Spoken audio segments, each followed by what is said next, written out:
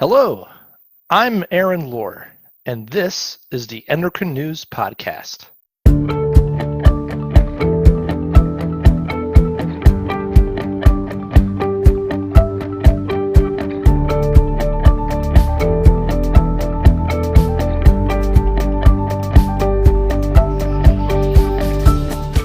Welcome to episode 4 of our Endocrine in the Time of COVID micro-series. In today's episode, we conclude our discussion about health disparities with Dr. Joshua Joseph, Assistant Medical Professor at The Ohio State University Wexner Medical Center. If you've not heard part 1 of this interview, I recommend you listen to that first, and you can find it at endocrine.org/podcast, or wherever you get your podcasts. Now, on with the episode. One of the big things that the Endocrine Society advocates for is NIH research funding. Can you talk a little bit about how important funding is to helping us address these disparities in the research sphere? Funding is absolutely critical. Without money, there is no mission. And without mission, there is no money. You have to have funding for the efforts in order for them to take hold and in order for them to be successful. And one of the interesting pieces was an article out of the NIH that showed that topic choice contributes to the lower rate of NIH awards among African American and Black scientists. This was published in October 2019 in Science Advances. And they showed that despite efforts to promote diversity in the biomedical workforce, there remains a lower rate of funding of NIH R1 applications among African American and Black scientists relative to Caucasian scientists. And one of the pieces that was really notable from this article that is germane to our discussion today was that the African American and Black applicants tended to propose research on topics with lower award rates. These topics really included research at the community and population level, as opposed to the more fundamental and mechanistic investigations, which tend to have higher award rates. So in that study, topic choice alone, topic choice including, once again, those community and population level factors, was responsible for about 20% of the funding gap after controlling for important variables, including the applicant's prior achievements. And so if we know that the pieces around community and population health are extremely important to our society, to the world, then we have to fund them in a way that is equitable. And if individuals are interested in kind of reading more about this, there was an article by Dr. Mercedes Carnathon called Disparities Research, Disparities Researchers, and Health Equity. In that article, she not only talks about some of the issues, but she actually proposes solutions. So that's an excellent article to go to for those who are more interested in this topic. Lastly, there was an article by Dr. Hannah Valentine, the Chief Officer for Scientific Workforce Diversity at the NIH, as well as Dr. Francis Collins, the director of the NIH, that discussed trends over the last 5 years at the NIH. And so over the last 5 years, they've worked on a couple of initiatives that just had been pivotal. One is the National Research Mentoring Network, which is a network that is designed to help young researchers like myself to get their careers off the ground and have appropriate mentoring, which we know mentoring is really one of the keys to success in research, as well as the Build Diversity Program Consortium. So these two initiatives over the last 5 years are kind of discussed in this article, so you can go to it and read about those things. But notably, they looked at, after some of these efforts, what's happened with the R01 award rates. And although the disparities are not eliminated, there has been some closure in that gap for R01 awards among Black and African American principal investigators. And most importantly for our young investigators, the Black African American principal investigators on K award applications, these are the early career award applications, increased among Black African and African Americans by about 56% for the applications and 142% for the awards over the last 5 years. And they saw similar trends for Hispanic and Latinx scientists as well. So I think that the NIH efforts are working.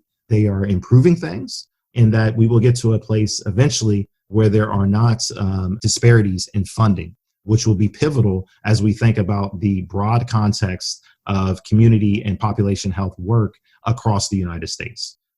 So far, we've talked about the clinical space when it comes to helping in the battle to eliminate health disparities. We've talked about the research space, but another big player in this is policymakers. So let's talk about policy for a moment. What do we need to help shift the needle again in a healthier direction? We really need policies that promote health and wellness. We need policies that promote access to care, economic equality, affordable housing, healthy food availability in schools and everywhere else. And when we speak about these policies, going back to our earlier conversation, Aaron, these are really policies that target those social determinants of health. And so some people think about it from that lens. Others think about it from the health in all policy lens. So when we think about policies, no matter what they are, what is their impact on health? You can think about this as if you're building a sidewalk in a community or you're extending sidewalks in communities, how does that policy impact health? If you have a policy that is taxing sugar-sweetened beverages, how does that policy impact health? So trying to have health at the center of all the policies at the federal, state, and local levels. And I think that that is one piece of it. Another piece of it is policy and advocacy work that impacts the ability to treat individuals for different disorders. I know that one of the spaces that the Endocrine Society has been a leader in is the insulin affordability space. So trying to increase insulin affordability. I have colleagues on the Clinical Affairs Committee, the Research Affairs Committee, the Advocacy and Public Outreach Core Committees to have gone to Capitol Hill many times to talk about insulin affordability.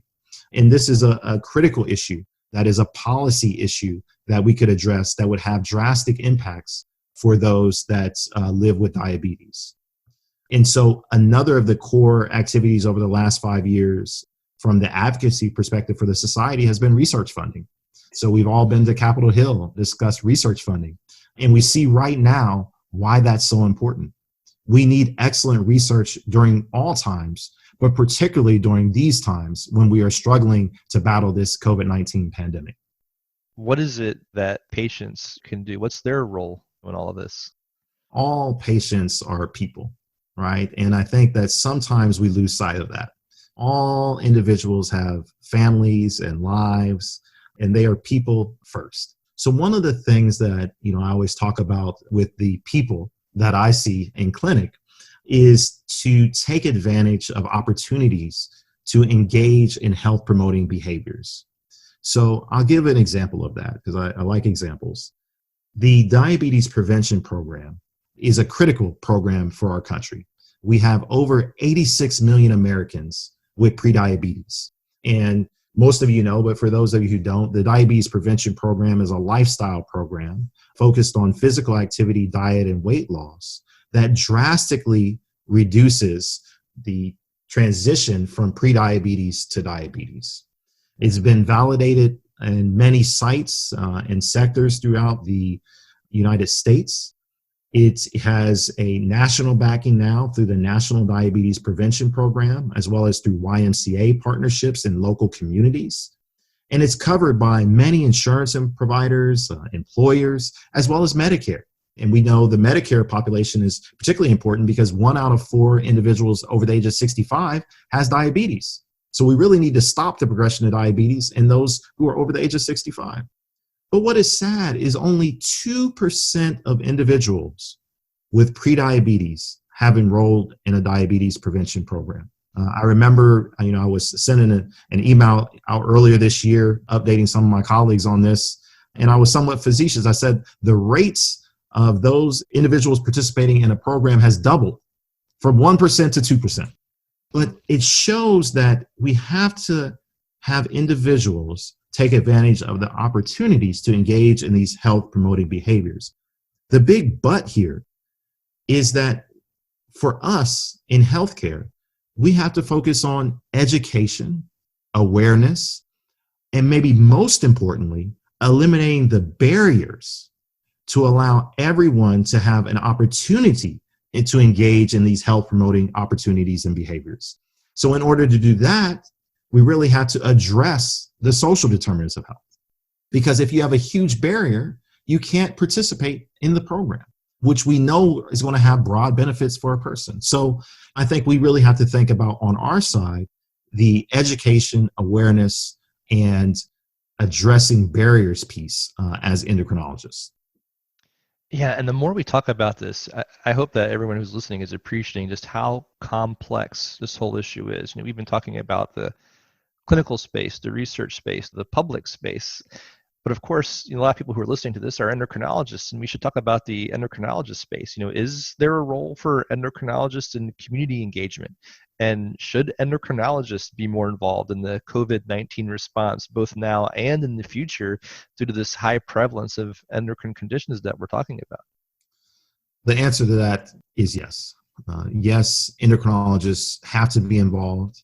To your point, in the COVID-19 pandemic, the conditions that are being seen in hospitals throughout the country, the leading conditions, are really diabetes, obesity, and hypertension, which are 3 endocrine disorders.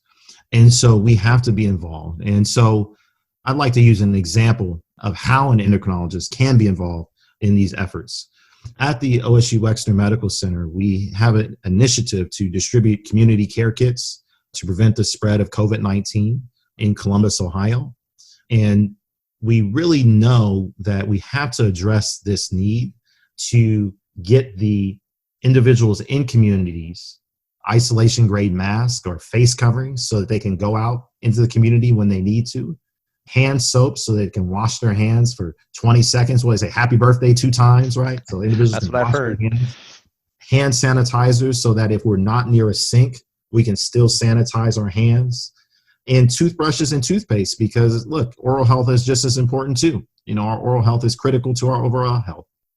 And so what we did in a really broad-based effort, and I'll go through some of the partners that made this happen, was that we went out into communities throughout Central Ohio, what we like to call communities made vulnerable. So these aren't vulnerable communities, they're made vulnerable through some circumstance. So these communities that were made vulnerable, and distributed over 40,000 masks in the community, over 20,000 hand sanitizers and soaps, floss, toothbrush, toothpaste.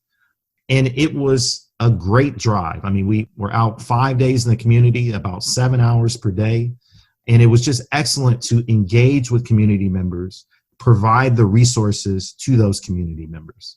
We had support from throughout our whole OSU Wexner Medical Center, and I'll talk about that here in a second, but also from leaders throughout our communities. So we had the Commissioner of Public Health for Columbus, Dr. Mashika Roberts. We had Joe Mazzola, the Franklin County Public Health Commissioner. We had our Congresswoman, Joyce Beatty, joined us, as well as our mayor joined in for distributing the kits. So it was really a broad-based effort. And when we think about what made this project successful, one of the first cornerstones was identifying the communities that we went out into and distributed the kits. And endocrinologists were pivotal in that process. So let me talk a little bit about some of the collaborative partnerships that were integral as part of this partnership. So one was the Healthy Communities Initiative. It is led by Dr. Daryl Gray, where we have an ongoing initiative at Ohio State to build and support healthy communities throughout Central Ohio and throughout Ohio, because we are a land-grant institution in the state of Ohio. We had a COVID-19 and health inequity town hall where we discussed what we have learned and where do we go from here. This was led by Dr. Nwando Oliwala. She is the chair of family medicine at the Ohio State University Wexner Medical Center. And there were many leading experts on this town hall, but the expertise really spanned from having the director of health equity for the Ohio Department of Health, Chip Allen. We had Quinn Capers, who I talked about earlier, with implicit bias and the importance of diversity in the workforce. We had Autumn Glover, who leads a lot of our government affairs efforts and is also the director of the partnership Achieving Community Transformation Together. So she's really great with the community piece and the bringing individuals together around the response. We had Dr. Daryl Gray, who I mentioned earlier, as well as Dr. Leon McDougall, who is the Chief Diversity Officer for the OSU Wexner Medical Center. And then one more partner, Dr. Mark Rastetter, who is the Vice Chair for Community Health in the Department of Family Medicine. And so along all of these individuals showed different aspects of the response to health inequities during the COVID-19 pandemic. And I think it's an excellent way to it takes about 30 minutes for that podcast, but it's excellent to kind of go through that because you get to see what some of those necessary components are. Our Community Engagement Advisory Board, through our CCTS, joined in on an effort. We had population health researchers here at OSU WMC who study disparities in vulnerable populations. And our research group that works with the Ohio Department of Health, Chip Allen, we were able to use census tract and zip code level data to determine, again, where those most vulnerable communities were. And we used things including the Economic Opportunity Index, which was developed at the Kirwan Institute for the Study of Race and Ethnicity, the Health Opportunity Index, as well as something we call the Convergence Index, which looks at where do health conditions come together at their highest levels. So where are the highest levels of obesity, diabetes, hypertension, asthma, heart disease, etc.? And then we complemented that with the CDC Social Vulnerability Index, which is a index that really looks at how someone can respond to an event such as a pandemic. And so we put all four of those things together. And when we did that, what was interesting is that those really overlaid well and intersected well with where COVID-19 was at their highest rates. So we knew we were hitting the areas that not only had the highest rates of COVID-19, but also had economic and health inequalities. So really trying to think about how we bring all that together. And I would just say, without having an endocrinologist on board who understands some of the disparities in health equity and these underlying endocrine conditions, that may not have happened.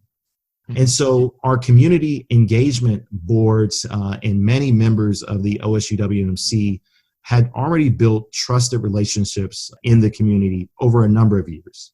These community partners included large corporations that everyone knows, including L Brands or Limited Brands, the parent corporation of Bath and Body Works, government organizations, including Columbus Public Health, Franklin County Public Health, and Columbus City Schools, and then community organizations, including the African American Male Wellness Initiative and the YMCA. And these partnerships really formed the foundations of the materials that were given out, including the soaps and dental supplies, etc. For instance, the L Brands donated all the soap that we gave out, and these were 6-ounce soaps that individuals could take home and use.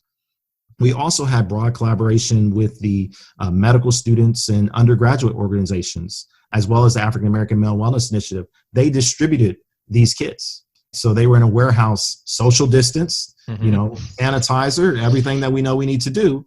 But they were able to assemble this massive number of kits. You're talking about 40,000 masks. This isn't 400 masks. So this was definitely a huge operation, and they were pivotal in that.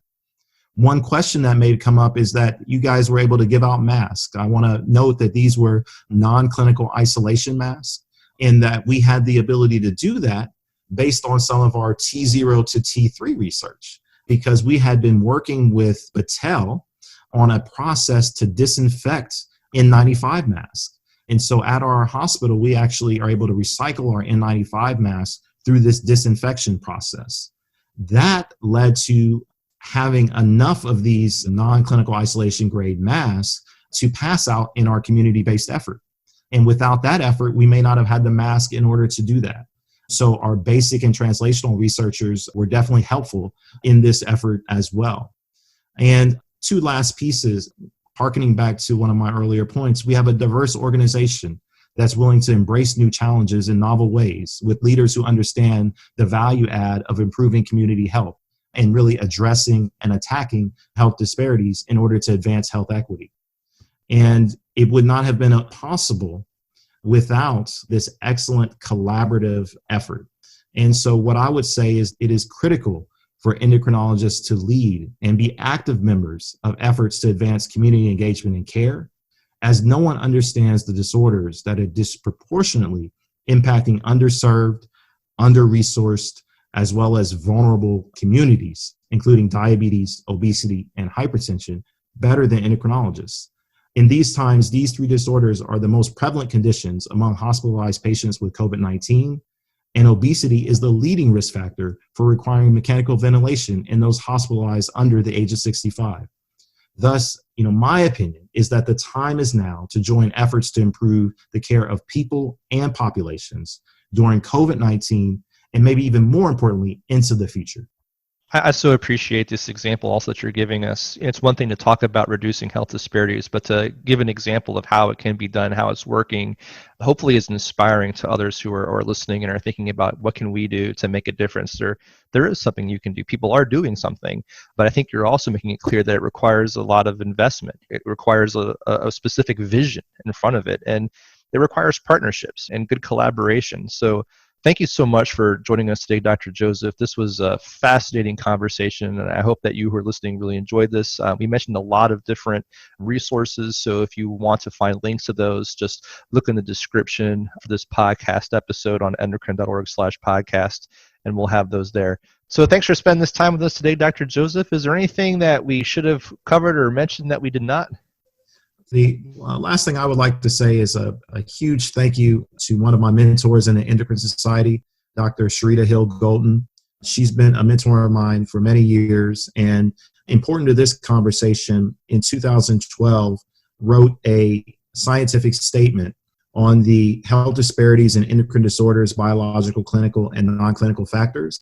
And we will point everyone towards that because it is just as relevant today as it was in 2012. Dr. Joseph, thank you so much for being with us. Thank you so much for the invitation and allowing me to engage with Endocrine Society members, as well as all those who have the opportunity to be Endocrine Society members. And that's all for this episode. I hope you enjoyed it. As usual, we covered a lot, so be sure to check out the episode description on endocrine.org/podcast for links to some of the resources we discussed. We'd love to hear from you. So if there's a topic you'd like us to talk about, be sure to email us at podcast@endocrine.org. Thanks for listening.